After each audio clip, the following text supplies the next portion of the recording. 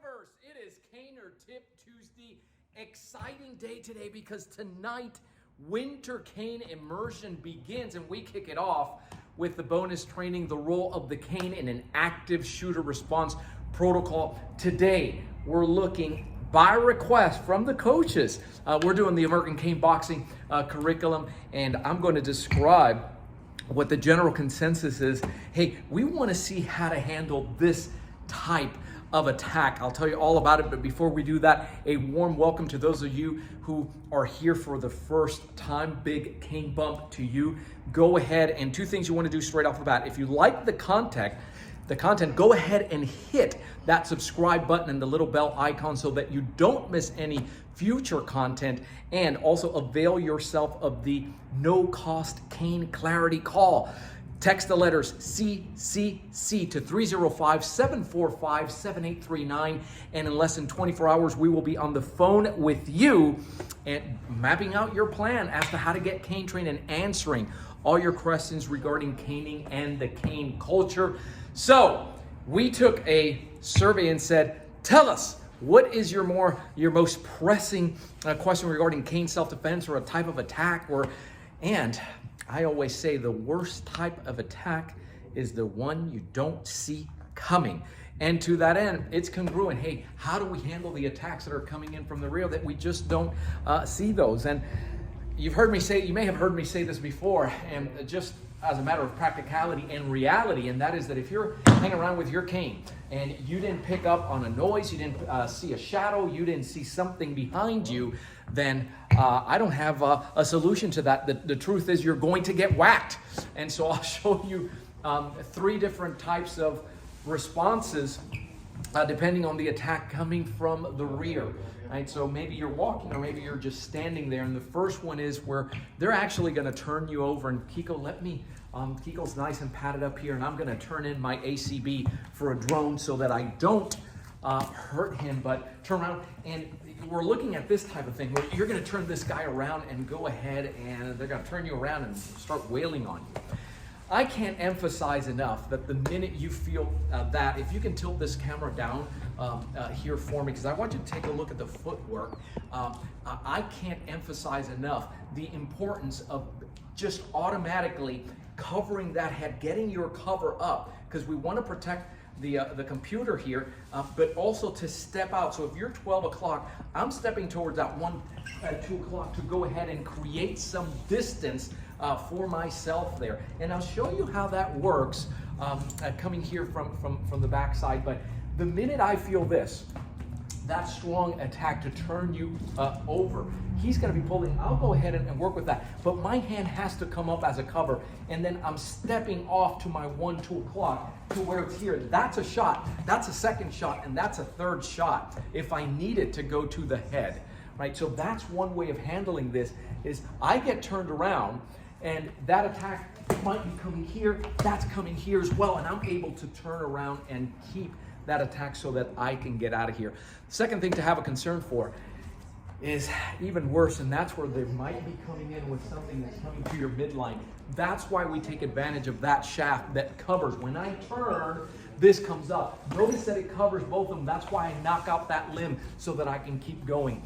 The second consideration is what happens if you're holding that cane in a reverse grip. Standard grip is where the horn, this is the horn, for those of you that are new here, the horn is pointing you, standard grip on the shaft. Now you have it facing the other way. And the same thing happens. Well, I can still come in here, right, and strike with that horn and then go into that reverse grip.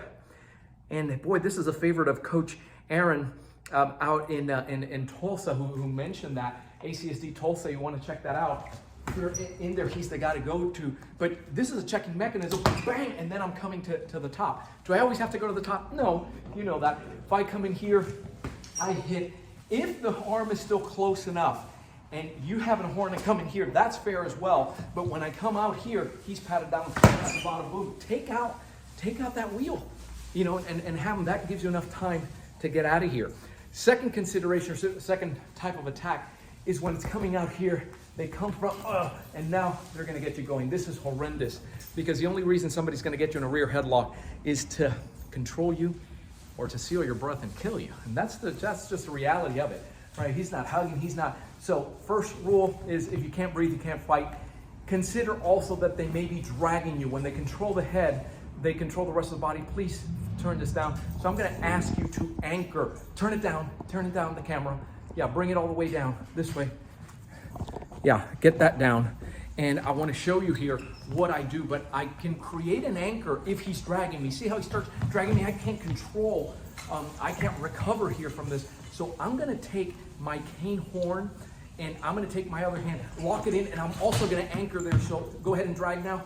It's like trying to take a rooted tree. See what I'm doing down here? So now once I do this, I'm gonna bring my right shoulder up, create some space, and I'm gonna turn to the inside to the midline. This is huge, this is important because the natural reaction is gonna be to wanna turn away from. But what you're doing, if you think of this as a snake where it tightens the grip, you're actually feeding the anaconda. You don't want that. Tuck it in, hold it tight, use that horn, collect DNA, rake, whatever it is you have to do. And now it's a push-pull mechanism. See down at the wrist, I'm palms up. I'm gonna go ahead and pull on this, push on the elbow, turn to the inside, and now I'm out. Now I can go ahead and strike here, switch that grip and come down, take out the wheels, do whatever it is that I need to do, right? So that's another way of handling it. And then the last type of attack that you get from the rear is when they're coming in here. It could be arms out or arms in. He happened to grab arms in. The first thing you want to do is secure those hands. Secure those hands, because the only good thing about this is I know where the hands are. The minute he lets go of that, he might be escalating, going for a weapon, going for the stabbing. Show him what you're doing back here. Show him what you're doing with the stab. Yeah, that's horrendous. So if that does happen, I'm gonna go ahead and lock this in and anchor again around the foot. So tilt the camera again so they can see it. I can't emphasize that enough, because what ends up happening now when you do that is, you make life very difficult. Doesn't matter that he's a lot bigger. I've seen him try to take him off, but now, you know, they're doing this and they're dragging. Come back here. Show Marissa. You know how to anchor, right? Right? Don't say I don't love you. Look at my props over here. So I'm gonna go ahead and anchor so they can see this. Now, I'm significantly bigger. I start pulling her away, but this is just slowing everything down. This looks really weird. You know, hanging around like this, dragging a foot. And of course, she's gonna be loud with loud verbals like what? You're not my dad, right? So that's how we teach it to the kids, right? Strong verbals, let go, let go, let go. You know, abduction, abduction. So that's huge. So go ahead and anchor there. And now what you're gonna do is, there's different ways of breaking off. We show you in the ACB curriculum how to come back here and do, but let's keep this real simple. You have it here, use that horn, use your buttock, stab to the inside, create that distance so you can get out. That's how you use that horn to create distance. If you're doing a walk through here, jab back, and then go immediately to the midline. When their hands are here, very difficult to stop that cane horn and tip coming to the midline. Each one of these, we show you how to do, right? How to do empty hand as well. That's the hallmark of not just the American Cane Boxing curriculum, but ACSD in general. And so if you're new here and you're looking at this and you say, hey, that sounds like a very dynamic curriculum, and it is. How do I learn more about that? It all begins with, you gotta have foundational training first. Let's have a conversation. Let's make sure that this is the right training for you. Again, text those letters CCC for Cane Clarity. Call to 305-745-7839. I hope we're doing, if you're missing this immersion, and they sell out quick because we limit participation. It had nothing to do with the pandemic. It's just how we can deliver the training better and more effectively, more efficient, a better experience for you. We do it 2 times. Winter, it always happens in February. The fall, it always happens in September. The dates are going to be announced real soon. And so that may be one you want to get in on, but we'd love to have a conversation with you first. I'm Joe Robaina for American Cane Self-Defense. Thanks for watching. Keep caning. Stay safe.